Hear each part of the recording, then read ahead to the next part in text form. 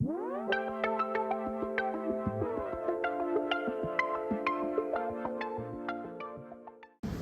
vous avez une fondation Madrema, pouvez-vous nous la présenter? Oui, tout à fait. Donc, mon nom est Luc Muller, je suis le créateur de la fondation Madrema qui est basée à Singapour, qui a pour objectif de soutenir des femmes artistes. Dans le domaine qui nous intéresse aujourd'hui, principalement des femmes qui sont dans le monde du verre contemporain. Et je fais ça à la fois en Asie et en Europe, à Strasbourg, où la fondation a des bureaux.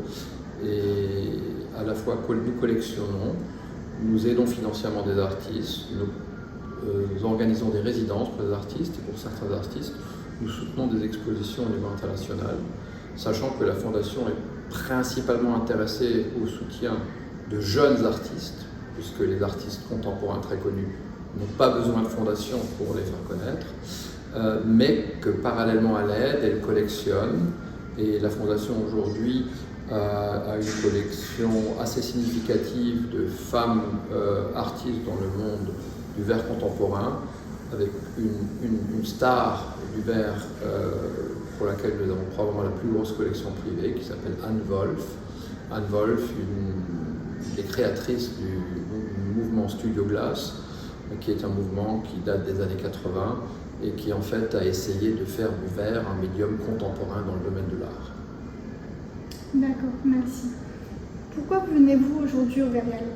Je viens au Verial depuis 2008 et je crois que depuis 2008 j'en ai raté aucune. Pourquoi? Parce qu'il y a très peu de galeries au niveau mondial que je connaisse qui, comme la galerie de Serge Leczachinski, travaillent vraiment en profondeur la complexité du verre contemporain. Et il s'avère que par rapport à ma fondation, il a aussi beaucoup de ces artistes qui sont des femmes, qui ne sont pas purement françaises, puisqu'il y a des artistes américaines, Léa Wingfield, des artistes européennes ou françaises. Et donc ça me permet d'avoir un aperçu très général des noms essentiels du verre en Europe, aux États-Unis, et en même temps de faire quelque chose qui m'est très important, de rencontrer les artistes, puisque notre fondation ne collectionne aucune pièce d'art d'un artiste que je n'ai pas rencontré personnellement. Pour moi, l'art, c'est une expression personnelle, ce n'est pas une expression machinelle, ce n'est pas une technique industrielle, c'est le reflet de la pensée d'une personne qui se transforme dans un objet, quand on parle de matériaux comme le verre, qui représente ce que la personne a développé comme concept dans sa tête. Et donc, il est essentiel pour moi de savoir qui est derrière une pièce d'art.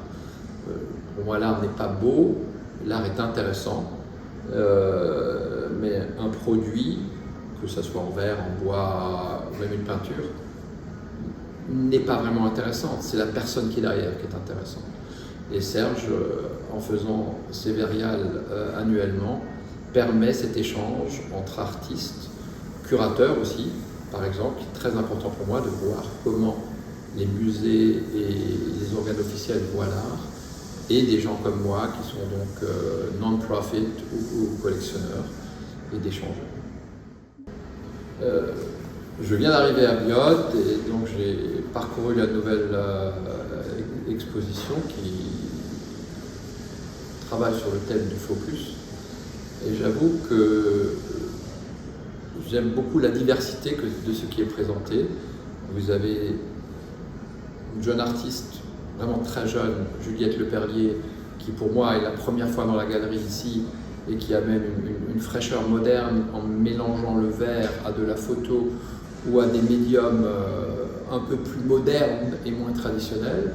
Et vous avez d'un autre côté des méthodes que je n'avais jamais vu travailler le verre avec du verre blanc, comme le fait Léa Wingfield dans ses sculptures.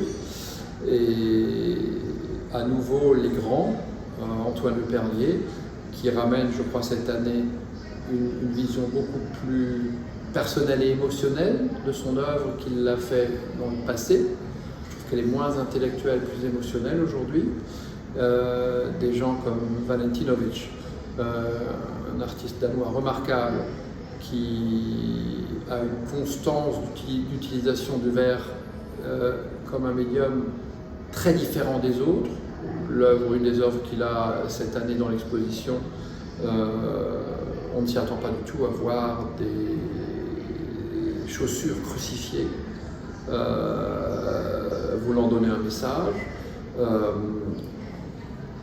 Un artiste qui a toujours été très spirituel, mais qui aujourd'hui est encore pour moi allé un point plus loin en reliant le spirituel à la religion.